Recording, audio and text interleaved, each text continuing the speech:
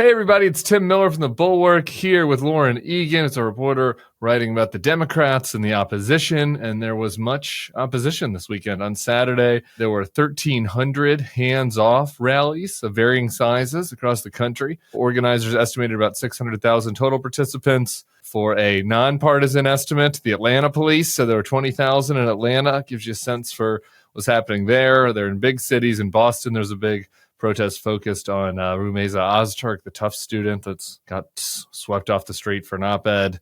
In Sylva, North Carolina, small town North Carolina, 300 people came together to oppose the national parks cuts in the community. So it was all different types, and I just wanted to make sure we were covering it and getting a sense for what was out there. And so, Lauren, at the top, what did you make of what we saw this weekend? Yeah, I think, one organizer texted me and said the opposition is alive and well, and it's re-entered the chat. I think there's been a lot of conversation about, where is everyone? Why are people not marching on the mall like we saw for the first Trump administration? So I think, the anger is there. The energy is clearly there. I thought what was most interesting was not necessarily the DC rally, because those rallies are always going to be, Sure. You're always going to get people to turn out for those. But some of these smaller cities, I think 4,000 people turned out in Huntsville, Alabama, 5,000 in Portland, Maine. That's kind of impressive. Places like Idaho, there was people out there protesting. Places where you are seeing a lot of federal workers lose their jobs. Yeah. You mentioned Atlanta, that's an obvious one. So I think this past week we've really seen just this resurgence of energy and frustration and anger really bubble up into the public on the left. Yeah, I think that's right. Has re-entered the chat is about right. I got into a little trouble with some of the commenters because Lovett and I were discussing this very frustration, on the pod. I forget if it was last week or 2 weeks ago, just kind of the lack of people in the streets. And we were talking about these upcoming protests. And the way I framed it then is it kind of felt like, this was a first step to start incubating these things. In 2017, there was just this raw emotion. People were like, fuck this. And we're in the streets, and it was palpable. And this time, that part of it hasn't really been it, right? And so to me, it felt like these rallies on Saturday were sticking the flag down and saying, we are here, we are going to fight this, we're not going to be scared of this. It might take a little bit to really, really build. These are big crowds, but it's not the massive crowds that you see in Serbia or lately in some of these places where, that where people feel very acute about the threats to their rights. But it is the kind of thing that's okay, we can build from this. That was at least my sense. Does that feel right? Yeah, totally. And I think people after the election, everyone was so demoralized. Think about people are I'm turning the news off, fuck this shit. I can't watch it anymore. And I think now we're starting to see basically thermostatic backlash is beginning.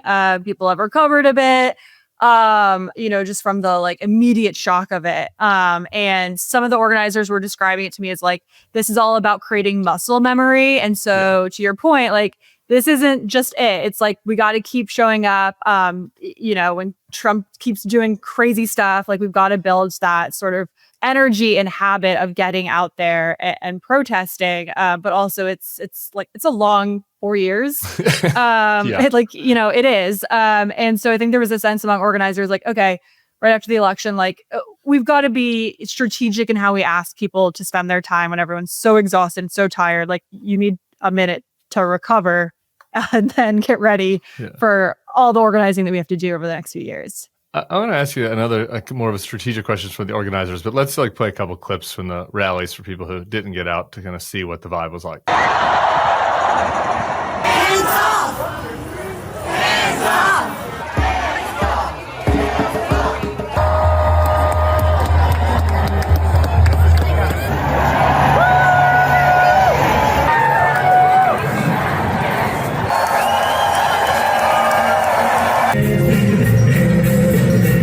But there are times in our history when we are called to be brave.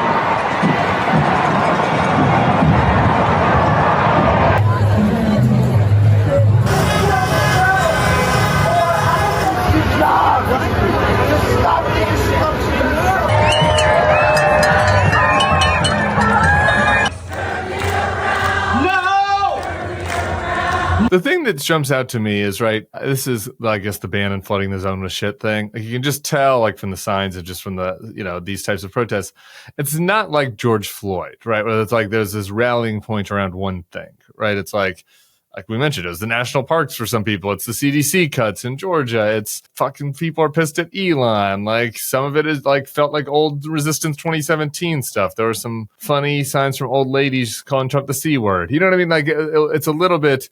And so I do wonder, for organizers, how are they thinking about, like, do we want to find one inflection point? Like, is Elon it? Is one of these other actions it?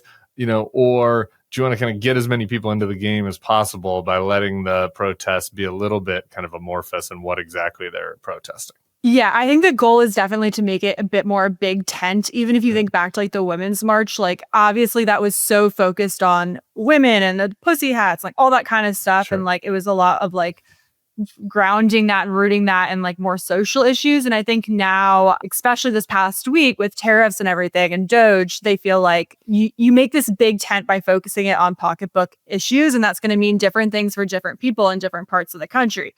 For some people, that might mean, tariffs, for example. For others, it could be that their whole like parks department in Idaho got cut and everyone in this small town is out of a job all of a sudden. So I think the organizers, the lens of their thinking about this is really like, those pocketbook economic issues, and bring as many people as you possibly can into the tent by making it just about that. And that message will, again, like look different in different parts of the country. All right. For me, it was a good start. I'm happy. It's good to see folks out there. It was a decent week for Dems, I kind of partially because they're starting to organize and get their muscle and get their backbone, and partially because like the administration's fucking things up so bad that they're making it easy for them. So it's a little bit sometimes being lucky is better than being good. I guess I want to talk to you about. You also went to an Elizabeth Warren event over the weekend. I'd like to ask you about that, but since you brought it up, what is your in your sources and when you're talking to Dems, are people feeling like they're starting to find their footing after the Cory Booker thing a little bit? Like, are you sensing a change in vibe at all? Totally. The Cory Booker thing, people were really excited about that in part because, as we know, the party's had a really hard time breaking through any media environment. Obviously, people saw that. And so there's a lot of, strategists that I was talking to this past week. They were like, finally, someone figured out how to like capture people's attention. It only took a few months of us like trying every trick in the book. So you couple that with obviously the Tuesday night elections, that Wisconsin Supreme Court race, big deal. Dems are feeling really good. They're feeling like they've finally kind of like got their mojo back. But to your point about like, it's one of these things where it's like, don't get too excited. Like, yes, Trump is making this easy for you guys, but like, you still have a lot of issues that the party internally has to work out. Yeah. And, some pollsters I was chatting with were like, okay, we really want to like chill. Like, it's great to find some hope. It's great that we're getting some energy back, but like, let's not forget, like, we have a lot of lessons and a lot of things to learn from 2024. And the midterm elections are good. Like, there's a lot of, I think, hope that Democrats can take the House back. Sure. But the margins matter. And so a lot of strategists being like, we got to address all these issues that we've been talking about because makes a big difference if you win by 5 versus win by 20. That's an entirely different ballgame. Totally agree with those strategists on that. What so what was the scene like at the Warren town hall? I was actually surprised by it was a really good turnout for Warren. A lot of people were going where to the was Warren it? event. Sorry, I don't think I said that. You're in Tennessee, but where was it? Yeah, I was at this high school in North Nashville, which is a predominantly Black part of town. And a lot of people were showing up to the Warren event and then going back downtown to where some of these protests were going on. Huh. So busy day for those folks. But it was part of these events that the DNC is doing around the country to sort of like highlight Republicans that are not hosting their own town halls. It kind of felt like for folks there, like it was just like a big, like, security blanket type hug. Like everyone was just like happy to be amongst people who were like, energized in this moment and pissed off at Trump. But I think when I talk about like Democrats needing to figure some things out that they messed up on in 2024, the Warren rally is a really good example of that. It's this working class area of town, but like everyone in there is, wearing their like Vanderbilt alumni t-shirts and carrying their Parnassus like book bags, which that's That's the Ann Patchett bookstore here in Nashville. Yeah. So to me, that kind of underscored like there's energy here. People are pumped, but I don't know. You're still just reaching like a ton of, college educated type folks. And the party still's got some work to do on that. What about her message? Like, what was she focused on? Oligarch stuff or something? Yeah, and for her, it's like a lot of like CFPB, anti-monopoly type stuff. Yeah. She was like leaning really hard into that. Obviously, that's her whole thing.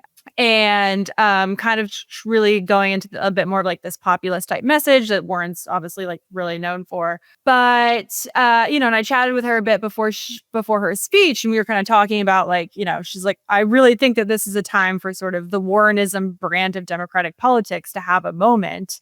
Like Trump and Elon Musk are making the case for for this anti-monopoly, anti-oligarch type thing that I've been doing my whole entire career. All right, last thing, unrelated to all of that, but I've been very remiss on the pod by not focusing very much on the drama around Allison Riggs in the Supreme Court race down in North Carolina. That's getting like crazier and crazier. You interviewed her for a while, and I want to put a link to that for people who didn't see it here in the description. But just really quick, like the TLDR and what the situation is with that North Carolina Supreme Court race. Yeah, basically it was a really close Supreme Court race in 2024. There was multiple recounts. Allison Riggs, the Democratic candidate, won by not that much, 700 votes, but there were recounts. Yeah. And her Republican challenger has just been like going at it in court with her. And it's just like a giant mess. And essentially, when we talk about like elections getting stolen, and when we talk about, just trying to overturn elections, like look no further than in North Carolina, because they're looking back now, I guess, at like 60,000 votes. They got to cure them. And, there's just a lot of chicanery happening. Totally. And when I talked to her, she was kind of like, yes, this is just a local race. It's a local North Carolina race, but everyone in the country should be paying attention to it. This is the argument she's making, because she's like, this is the Republican playbook. They are testing it out here in North Carolina. If it is successful, her concern, which I think she's very right to say this, is that it's going to be copied in states in the 2026 elections and beyond. And the fact that it's even kind of getting as far as it has is pretty wild. All right, people, check out that interview with Allison Riggs. Thank you, Lauren. Thanks, have a good Tim. one. We'll be talking soon. All right, everybody, subscribe to the feed. Hey, YouTube fam, if you want to support the Bulwark, the best way to do it is by becoming a YouTube Bulwark Plus member. The Bulwark is truly independent. We have no corporate overlords. We're not settling any dumb lawsuits with Trump. By joining, you help support our work, and you can get a bunch of perks right here on this platform. Ad-free content, bonus videos, live streams, and some emojis of me, which I guess some people want. So come join, come hang out, become a Bulwark YouTube Plus member, and I'll be seeing you in the comments. So behave.